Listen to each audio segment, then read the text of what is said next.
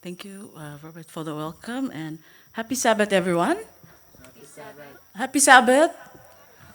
Okay, sorry, it's dark, so I'm not looking you fella, but it's good to hear your voice. I know you're there. Okay, yeah. So as part of this segment, it's called reflection. So time what me by reflect. I've got so much to reflect, and as you all know, Betikama has a special place in my heart. It's my home. Yes, my name is Ronelle Panda, and those of you who know my dad and my mom, Samson and Sal Panda.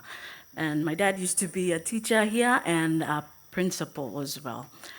And so this evening, I would like to thank those who have organized this program and given me this opportunity to share and reflect a bit on my time here at Betikama.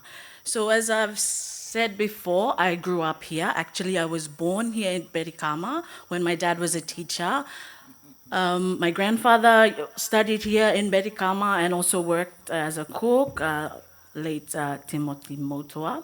Uh, and then my dad actually went to school here and then he became a teacher and came back and taught here. And that's where he met my mom and they got married. And then I was also born here.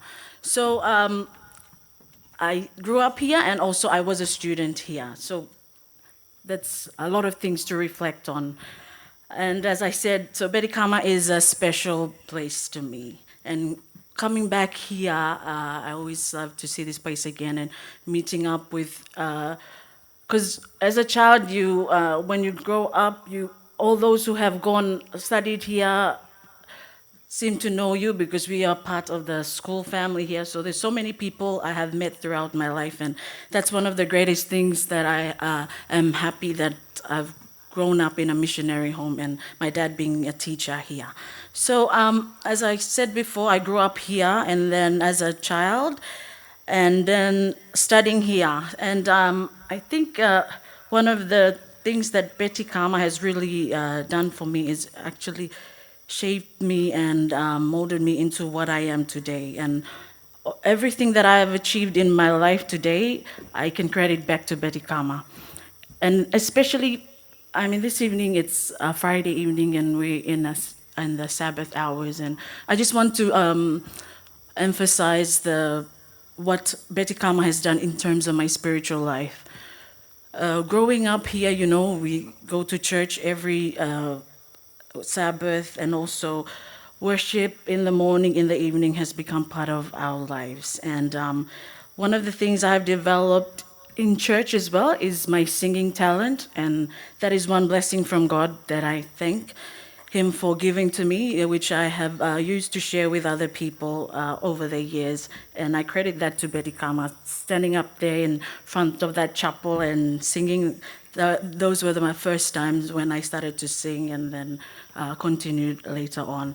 And while studying here, I was also part of a speech contest, which I later represented Solomon Islands in a English speaking competition. And during that time, there was ethnic tension, so there was like only one flight out of the country. And that was a experience itself as well. During the tension, I remember we stayed in that house just behind the principal's house. My dad was the principal here. And that time, during the tension, all the staff and the teachers were going back to the provinces because of the tension. But my dad was the principal at that time, and what he said to us was, I will stay at the school even though anything happened. As the principal of this school, I'm assured that nothing will happen to this school as it's God's school. So he told us, if you want to go, you can go, but I will stay. And our family decided to stay. And we spent the whole time here during the ethnic tension, and that was an experience itself, which it would take another few hours for me to share about. But I think I won't take much time. Before I sit down, I just wanted to say that I think one of the things that Betty Karma has given to me is I could see God's blessing in my life and also my family's life. And because of what my parents have done, especially my dad being a teacher here,